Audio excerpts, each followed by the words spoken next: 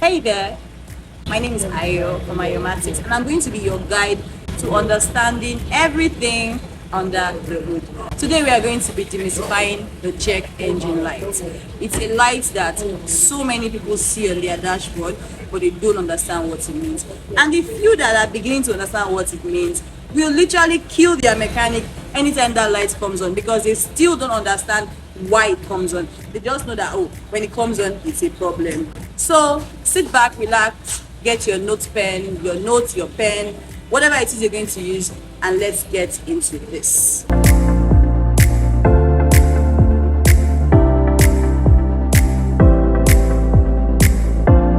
Welcome to today's class. We're going to be talking about the check engine light. The first thing you need to understand is every single car a manufacturer makes comes with what we call warning lights. These warning lights are designed to alert you as the car owner or the driver when something is wrong. Now, these warning lights will come in two colors. You have them in amber or you have them in red. Amber as in orange or red. When they show up in amber, it's more like it's not a very important or very critical issue. But when they show up in red, it's a critical issue. So we're going to be taking one out of these many warning lights and talking about it today, and that's the check engine light. Your check engine lights always come up in amber or orange. It's a light that has been attached to your engine and your transmission. So if there's a problem in your engine, the check engine light will come up. If there's a problem in your transmission, it will equally come up. That means if there's a problem with your transfer case, which is what we call auxiliary on some cars, it will equally come up. Now, this is where the whole wahala starts, because people understand it to this point.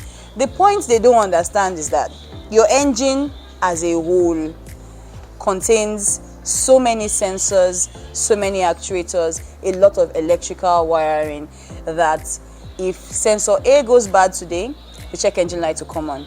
You can work on sensor A and the whole issue is solved, and in the next 3 days sensor B goes bad.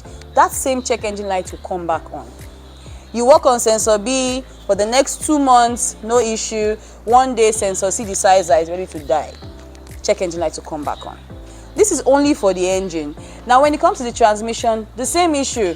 You have this solenoid, you have that solenoid, you have this sensor, that sensor, and each of them is going to trigger the check engine light when they go bad. So we need to understand that when you see that light, your first line of action should be, let me go to my technician, let me go to my mechanic, or if I'm a DIY, let me run a scan on the car. So there's no amount of witchcraft or wizardry or whatever you want to call it that is going to help you know why the check engine light is on without a scan. If you're a DIY person, it means that you're going to have your own scanning device that you hook up to your vehicle every time the check engine light comes on. And if you are also a DIY, it's one thing to be able to scan, it's another thing to be able to interpret what the scanner is telling you.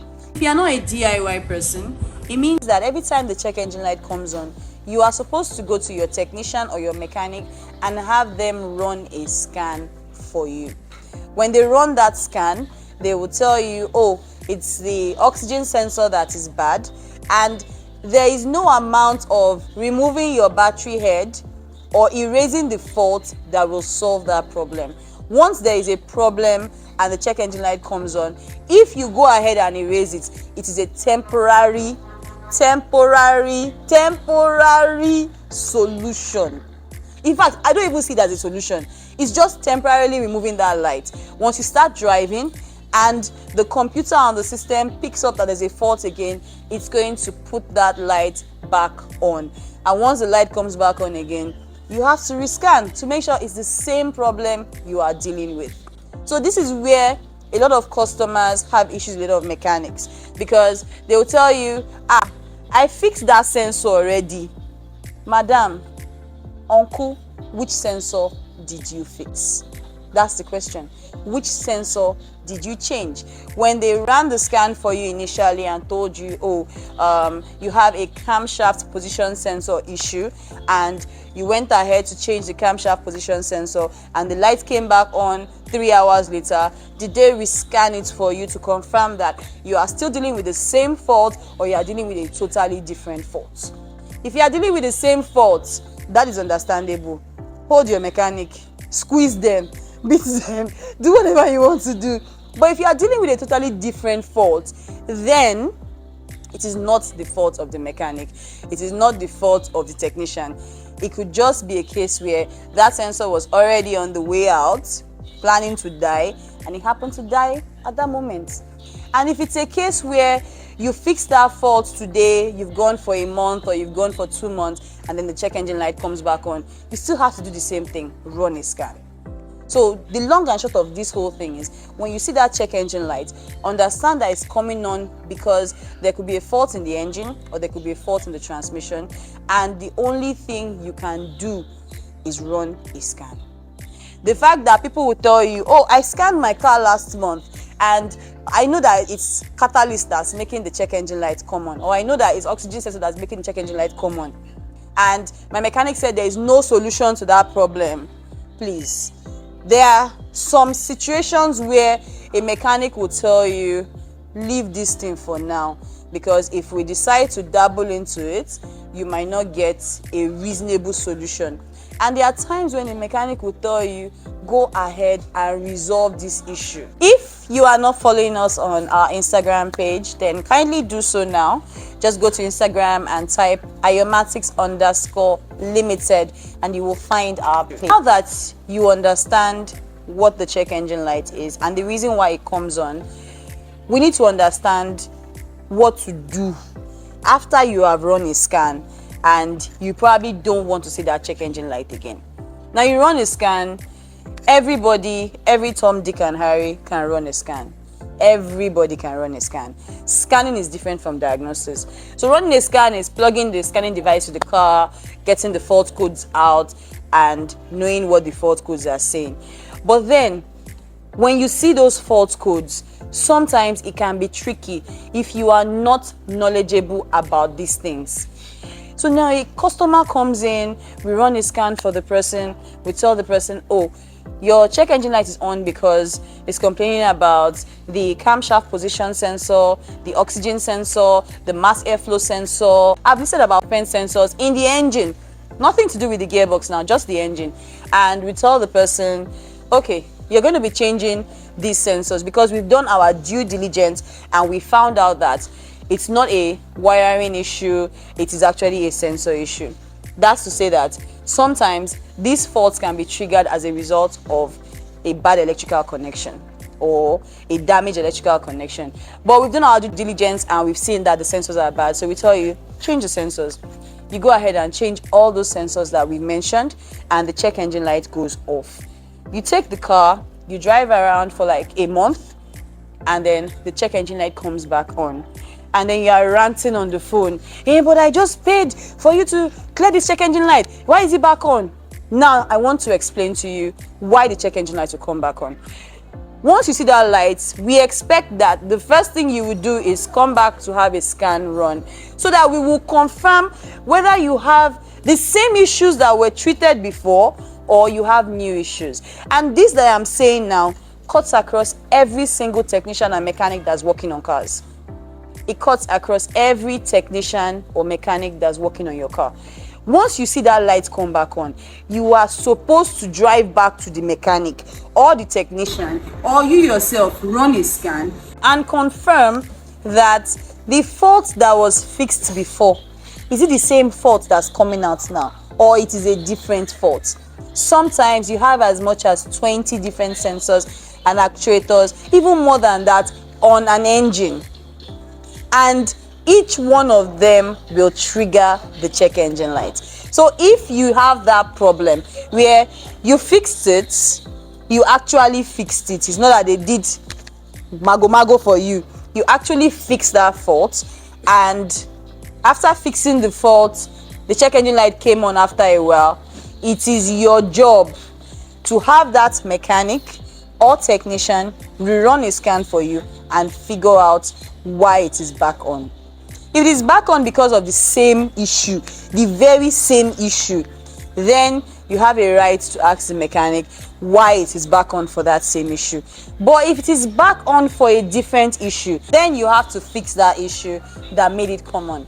Your check engine light can come on 52 times in a week, if that is possible. It can come on for as many times as possible in a week, in a month, in 2 months, in 3 months, because it is not attached to just one thing. It is attached to every single sensor, actuator, wire that is around your engine and your transmission. So rather than just jump to the conclusion that the check engine light can never go off because you are driving the car in Nigeria, figure out why it is on. Figure out why it is on and let them try and resolve the reason why it is on. If you have resolved that issue truly, it will go off. If it comes back on, rerun a scan and figure out why it is back on. Now, there are some sensors that will confuse people. I'm going to mention one very particular sensor that can confuse you, and that's a sensor like the oxygen sensor. On a typical 4-cylinder engine, you will find 2 oxygen sensors. On a typical V6 engine, you would find 3 or 4 oxygen sensors.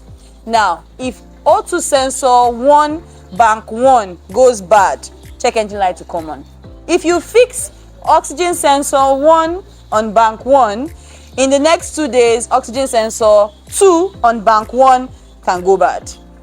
After a while, oxygen sensor 1 on bank 2 can go bad. The same thing, oxygen sensor 2 on bank 2 can go bad. I've just mentioned 4 different sensors, but they have the same name, oxygen sensor. These are some of the things that make people feel like the check engine lights can never go off. My mechanic says O2 sensor, I fix O2 sensor. After 2 days, it's back on O2 sensor again. Which of the sensors? This is where your knowledge about these things comes into play. So it now boils down to the kind of mechanic or technician you are dealing with. The person that you are dealing with, is it somebody who understands these things, or is somebody that is just running a scan, reading it and using Google for interpretation? All right? So if you have a car or you're planning on buying a car, this information will help you a long way. Check engine lights is a light, a warning light that will come on in amber to warn you that there is a malfunction in either your engine or your transmission.